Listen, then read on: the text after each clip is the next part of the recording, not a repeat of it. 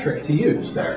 Well, so I guess one would be the clicks, right? I mean, they certainly can see what people are clicking on, and they can also certainly see so if, I'm like if you're going 20, back instantly. 20,000 clicks here and 10,000 clicks up here, I might say, okay, that's doing well. Or if you find that half the people instantly search again if they click this, whereas 90% of the people never come back to the page, then you might go, This is some sort of success metric. So even though the your search engineers are generally going to say, no, we're not going to use user data to influence rankings, they might use this user click-through data to influence, it's possible, did we do right? a good job? I mean, they certainly do experiments a lot, right? And so I would think that they would look at those types of things to see if the types of layouts and the types of mixing that they're doing is useful for users or not. Well, and especially if, my guess is if you're a spammer, right, and you Not that I would ever be a spammer. Sure you would. What are you talking about?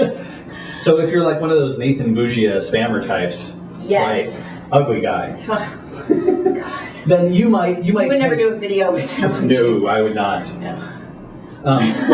So what you might do is you might see, oh, well, I think that Google is maybe, or Yahoo is maybe influencing results by what people click on, and therefore I'm going to build a bot factory to go click on this particular result. So a search engine could get around that. Spammer's mind. I do. So a search engine could potentially maybe even get around that by saying, you know what, we're only going to show this sort of result to a limited set of people. Right? Sure. We're going to show this to a small number of people, which is why not everyone sees the results, and then we can be relatively assured that we know we're not getting. Well, and there's certainly things that they can do, I think, to tell if it's a bot or a person too, right? Are they logged in? How fast are they hitting it? They can't. Some spammers are pretty sophisticated. Yeah, you build good bots to mimic. So I wasn't at SCS Chicago, but my understanding was that a Google engineer on a panel there, I think possibly Aaron. Oh yeah. D'Souza. Yeah. Said something about the fact that Google may be looking at a signal of how much do we have trust in this user, and do we want to use their behavioral data to influence. So if you're the kind of user who does like a site : SEOmoz.org *** minus astif to try and see my supplemental results, then they might be like, oh, guess what? That's a dirty spammer. You damn SEO, we're not going to count your stuff at all. Whereas I don't know that Aaron said that, but yes. But that's, this could be a good signal for them. Yeah, and I don't know what exactly he meant by, if we have trust in that particular user. But there's certainly, you've noticed, I think, too, that the engines have been starting to do other things in terms of trying to get people to log in more, because perhaps then they get a larger profile. Yeah. Account that's supposed to manage all sorts of things for you. I mean, they've had it for a while, but they're doing more and more. Like, I think Reader just added profiles, right? Like Yahoo's had that kind of thing for a while. Yahoo's had it for mail and all the services they offer. Yeah, I mean, there's other things that I don't know. We're only speculating here what the search engines could do. I wrote an article not too long ago where I was talking about how Yahoo has all of like the delicious data. They know what people are bookmarking. They know what they're tagging. Could they or do they use that to kind of figure out? Well, and I've commented before that Delicious has pretty terrific search results in some niches. Like you do a search at Yahoo for like technology blogs or for Web 2.0 or something, and you'll find really recent good stuff. Yeah. As compared to what you might find in the web index.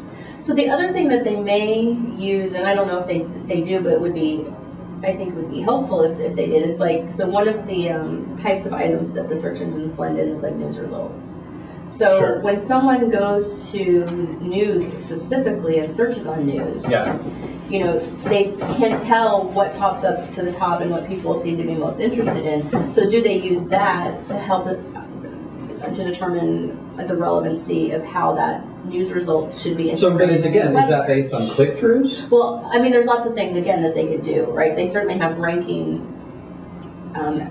algorithms for news, right? And so if they find that something's really popular on news, either because it pops to the top or a lot of people look at it or whatever that they do, I mean, they can get lots of behavioral information about news results. So if something's really popular, does that mean that if someone does a web search for that that related thing, they pop a news result in more often if they find a popular one. I don't know, but that would be kind of interesting as well. I know one of the ones that people talk about the most is probably local results, sure, right? Local. So someone does a local search like Seattle restaurants, which I spelled horribly there, and you pop up this map of Seattle, and here's your restaurant location. You're such an artist. I am. Isn't that beautiful? Wow. And there's Volterra, right? That restaurant that I talked about last week.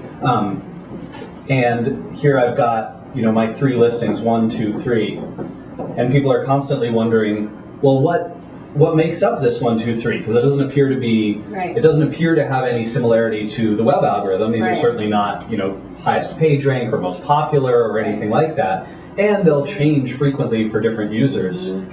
I mean, is this a situation where you'd say potentially there's multiple algorithms running, or there's... Well, I would think so, right? Like diversity. You didn't spell multiple right either. Not that I would point that out on video. So it seems like there's 2 types of things that might happen with local. One is there's sort of that one box thing where it just pops it in at the top, and the other is that it's a blended result where it may pop in somewhere else. Oh, so you actually have results up here and then down here. It looks kind of the same, but it's actually a different type of ranking algorithm that pops it in. Oh, I see. Because a one box really doesn't have anything to do with blended or like universal search. It's just that, okay, we think that this may be that kind of results, we're just going to pop it at the top. So there's no kind of ranking blending that's going on. And so that's one thing, is like, when does it pop it up to the top versus blend it in? And trying to figure that out might give you some information. That may. I know that this 1, 2, 3 thing probably also has something to do, again, with the the trust. So I would, really? if someone, I would think so, right? If they can verify that it's accurate information, like if you've sent in your postcard and signed up for local and said, yes, this is my address, this is my information, I would think that they would go, okay, we know that this is accurate, so it's probably helpful to pop in to the website. As opposed to just, we found you on a white page. Right, we got this, from some kind of a white pages. We don't know how out of date it is. We don't know if it's still there. I mean, maybe they'd be less likely to pop into a web search where you're going to have millions of people looking at it, because they want to have accurate results. So, I would think that would be a signal. So something like that too. With this 1, 2, 3 system here, I mean, would you say, are there any strategies that you would say, hey, you should go do this besides submitting your site in there? Is there something where, if you want to be in here, you should really go and do X, Y, Z? Yeah, so definitely do the postcard thing, right? I hear that it's also helpful if your homepage has your address in text form. Interesting. Where it has like your address and your phone number, right there on the actual page, that they can go take a look and see that it's there. So that'd be helpful to do if you're a local business.